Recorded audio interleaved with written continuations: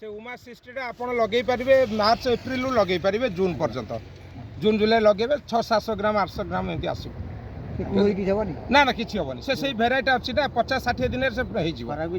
ना किसी हेनी 50 ରୁ 60 दिन भितर आप उमा सिस्टी लगे गला वर्ष आम आलू रवि भाई हाँ लकी खाई हाँ हाँ ଲକି ପାଇବେ ହେଲାନି ଆର ବର୍ଷ ଆପଣ ଲଗାନ୍ତୁ ଉମା ସିଷ୍ଟି ନା ଉମା ସିଷ୍ଟି ଆପଣ ଲଗାନ୍ତୁ ଲିପୁନାକୁ ମାଗନ୍ତୁ ଉମା ସିଷ୍ଟି ଆପଣ ମାର୍ଚ୍ଚ ଠାରୁ ଲଗିଆ ଷ୍ଟାର୍ଟ କରନ୍ତୁ ସେ ଖରାରେ ବି ହବ ଖରା ଦିନ ଆସେ 60 ଦିନରେ ହେଇଯିବ 700-800 ଗ୍ରାମ ହଁ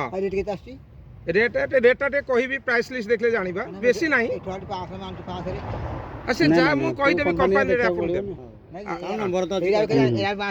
हाँ आ दाम तो अधिक अच्छी हाँ 450 जाओ ठीक अच्छे रेट कथा पचर कहि आप उमा सिस्टी लगातु यहाँ आप मार्च एप्रिल लगातु हाँ मार्च एप्रिल लगे काढ़ी सारे मार्च काढ़ सारे मार्च एप्रिल लगातु अप टू जून पर्यंत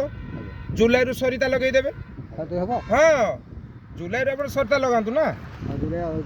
हाँ जुलाई अगस्त सेप्टेम्बर पर्यंत सरिता लगे सेप्टेम्बर रु नवेम्बर चंद्रमुखी लगे पूरा एकदम बढ़िया हाँ शीत रही भल रही सेप्टेम्बर लगे था ना देखी था फूल कौन अच्छी हाँ आहरी बड़ हो लेट हो गला टे आर टाइम हूँ सेप्टेम्बर रु नवेम्बर आपड़ जुलाई रु सेप्टेम्बर लगे सरिता बाकी यहीटा लगे मार्च एप्रिल रु अप टू जून उमा सिस्टी हाँ तार टाइम अच्छी ना कोबीटा सेंसिटिव जिनस सब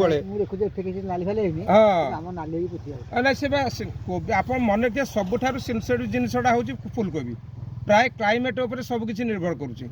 क्लाइमेट प्रोब्लेम हो कोबी प्रोब्लेम आसीज इवेन फुटबनी दरकार पड़े एमती टाइप